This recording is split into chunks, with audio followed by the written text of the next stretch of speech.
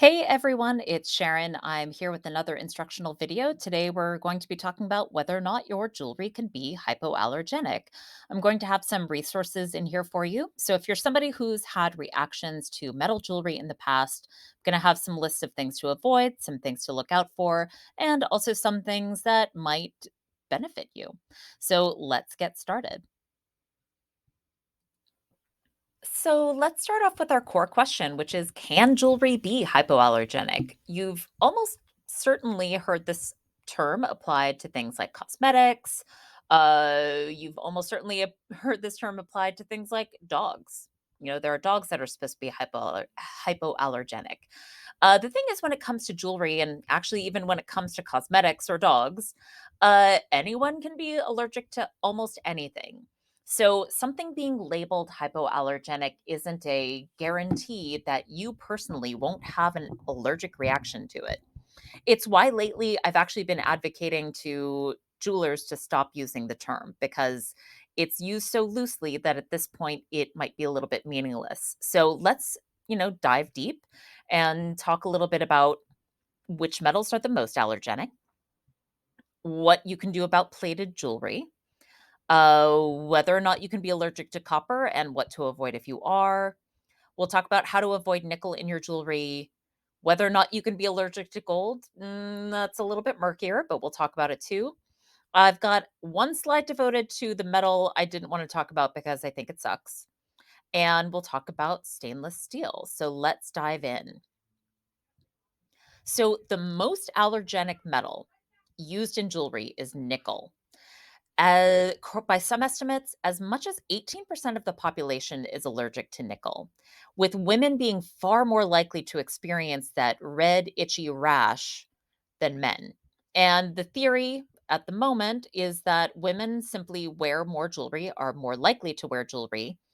And because of that, they've come in contact with nickel more frequently. And the thing is, a nickel allergy can develop over time with increased exposure. So the more you wear it, the more likely you are to end up with a nickel allergy, even if you didn't start off with one. So the short list of things to avoid if you are somebody who is allergic to nickel, or if you just don't want to take the risk that you might develop the allergy later, well, you're going to need to avoid wearing most American made white gold. So the United States is still allows, the United States still allows nickel to be alloyed with gold to make white gold.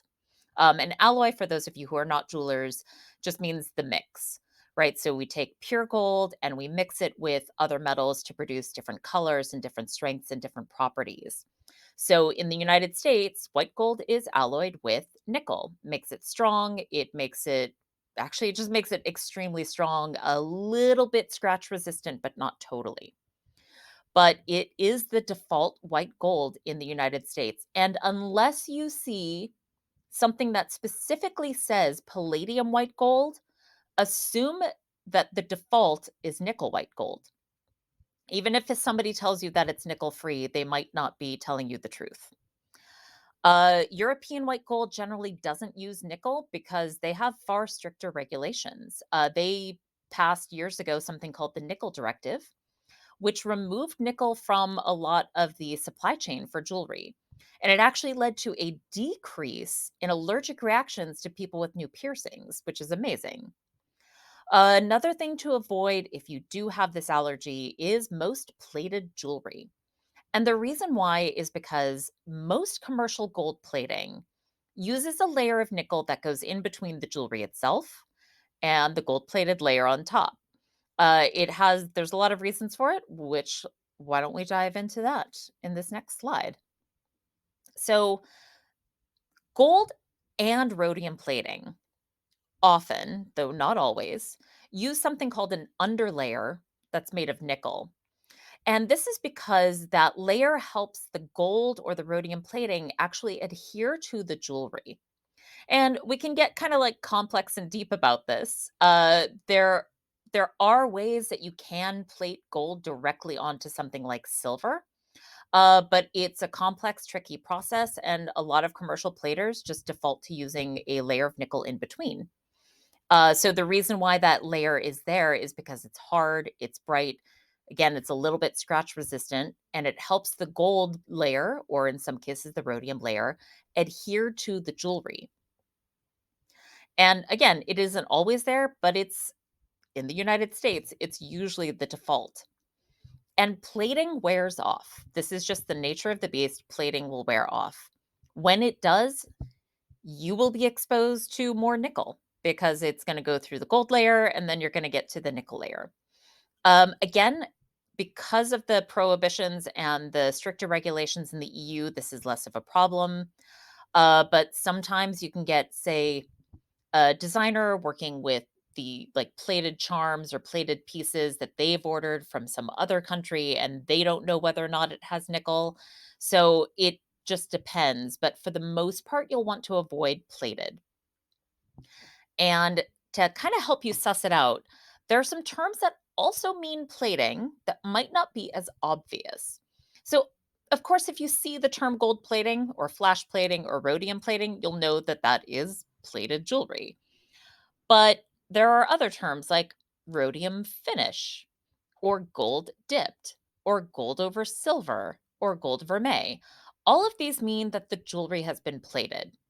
Now, gold vermeil, I put a little note here because I wanted to remind you that there are situations where gold can be plated directly onto silver to make vermeil. Uh, but again, because a lot of commercial platers don't do that process because it's too complicated, they might still be using nickel. So just be aware that not all gold vermeil is made the same, but you might have to assume that it has nickel in it if you do have this allergy. So, copper. So, I've had a lot of people ask, if your skin turns green from copper or bronze, does that mean you have an allergy? Not necessarily. What we're usually talking about when we talk about metal allergies is that red, rashy, itchy, pussy thing that happens to your finger or to your neck when it touches something that you're allergic to. If your skin is merely turning green, that's just a chemical reaction between the copper on your skin, and it's usually harmless. Annoying, but harmless. But if you're one of the 3 to 4% of people who are actually allergic to copper, and I am one of them, then there might be some other metals that you'll need to avoid, and you might have to test some things out to figure out if you are in fact allergic to these other metals. So sterling silver is one. Sterling silver is, again, an alloy of fine silver, 92.5%, which is where we get the 925 sterling silver symbol from, and 7.5% copper. So some people who are allergic to copper have trouble wearing sterling silver. That may or may not be you. You might also need to avoid rose gold. Rose gold is, again, an alloy of pure gold with extra amounts of copper. That's what gives it its rosy quality.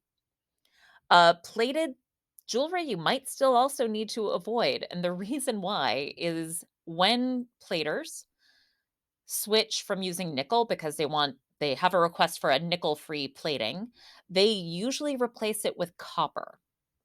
Not always. It's always worth asking your jeweler if they know whether or not it was copper or nickel.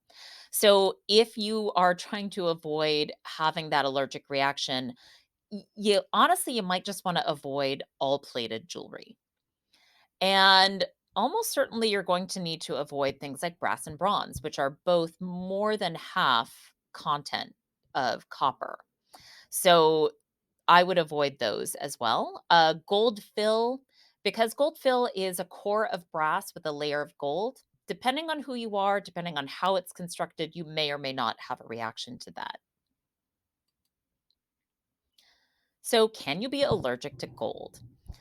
This one is a much, much thornier, more murky process to figure out. And the reason why is that in the United States, most consumers who wear gold are not wearing pure gold. They aren't wearing 24 karat gold. 24 karat gold is actually very soft. It's not that great for every single jewelry application that you do because of its softness, because it's so malleable. So a lot of us aren't wearing 24 karat gold. So it's a little bit more difficult to determine whether or not you're allergic to the gold itself, or if you're allergic to one of the metals that the gold has been alloyed with. So, alloys that contain copper and nickel are more likely to be the culprits if you are having an allergic reaction to gold. So, allergies to pure gold aren't counted quite as clearly. It is rare, but it does happen. This one surprised me the most. When I started researching it, I thought, palladium, it's supposed to be like platinum and it should be hypoallergenic. But actually, there have been studies that have been run that show that in sample groups, as many as 5% of the sample groups are allergic to palladium. I was kind of shocked because I had always thought of it as a almost non reactive metal. But it is very possible to have an allergic reaction to palladium. Now, what was interesting is that it's more likely if you already have a nickel sensitivity. Not 100% likely, but just more. So this one was kind of interesting. So if you're somebody who's really sensitive to a bunch of metals, palladium might still be off the table for you. And the thing is, you're probably wondering right now, like, what's going to be okay? Definitely check out platinum. Platinum is probably the least reactive, with fewer than 1% of the population ever reacting to platinum. So I get this one a lot. Is stainless steel okay? And the answer again is kind of complex. There is nickel usually in stainless steel. Sometimes there isn't, but oftentimes there is. But because of the way it is created, because of the way it bonds to the other metals, it isn't always released into the skin to cause an allergy. But if you already have a nickel allergy, then there's a chance that you're going to react to it. Basically, this metal is just more complicated. I would proceed with caution. All right, so I told you I was going to talk about the one metal I didn't want to talk about because it's just not good: white bronze. White bronze contains lead. Lead, my friends, it contains lead. Not a huge percentage, but enough that I would never wear it, because I think that even small amounts of lead are too much. And more importantly, there are people who have to manufacture this white bronze. And manufacturing processes can also be very toxic, where like gases are released from the melting metals. In this case, lead. We're talking about lead. It can't be good for the people who are manufacturing it, and it's definitely not good for the wearer. As to whether or not you'll know whether you are purchasing white bronze, probably just don't purchase too much costume jewelry, because that's very likely where it winds up.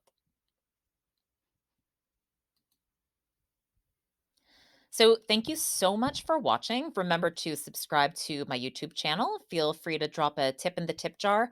I don't make any money off of ads on YouTube, so any money that you pay goes directly to me, and it is much appreciated. If you have any questions, remember to drop them in the comments below. I do respond. Thank you so much.